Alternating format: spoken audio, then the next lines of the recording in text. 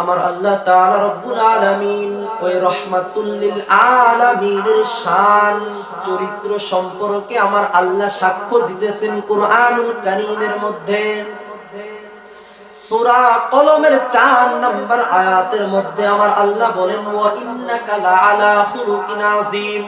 ও জগতের বান্দারা শুনে নাও, যে রাহমাতুল লিল আলামিন নবী আমি দুনিয়ার জমিনের মধ্যে প্রেরণ করেছি, যেই রহমতের নবী আমি আল্লাহ এই দুনিয়ার মধ্যে পাঠিয়েছি, সেই রাহমাতুল লিল আলামিনের আদর্শটা ছিল উত্তম আদর্শ।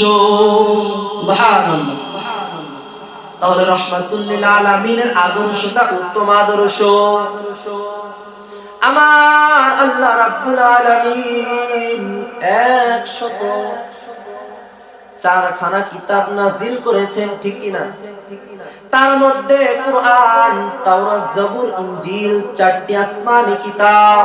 তাওরাত নামক কিতাব আমার আল্লাহ নাযিল করলেন হযরতে মূসা আলাইহিস সালাতু ওয়াস সালামের উপর। জবুর নামক কিতাব আমার আল্লাহ নাযিল করলেন হযরত দাউদ আলাইহিস সালাতু ওয়াস সালামের উপর।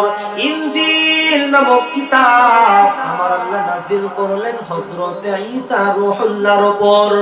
আমার আল্লাহ বলে দিলেন, কোন পয়গম্বর, কোন রাসূল, কোন নবীকে আমি আল্লাহ সরাসরি বলে দেই নাই আপনার চরিত্র উত্তম চরিত্র, মহান চরিত্র।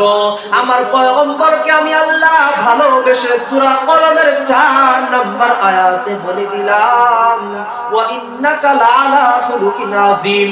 আপনি রাসূলের চরিত্র হলো উত্তম চরিত্র। সুবহানাল্লাহ। দুনিয়ার কোন মানুষ যদি সেই উত্তম চরিত্রের চরিত্রবান নিজেকে সাজাইতে পারে, সেই রাসূলের মহান আদর্শে নিজেকে আদর্শবান বানাইতে পারে, আমার নবী বললেন, মান আহইয়া সুন্নতি ফাকাদ আহাব্বানি ওয়া মান আহাব্বানি কানা মাই ফিল জান্নাহ।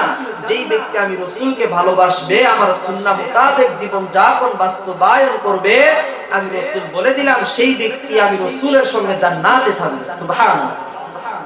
তাহলে রাসূলের সঙ্গে আমরা জান্নাতে থাকতে চাই কি চাই না?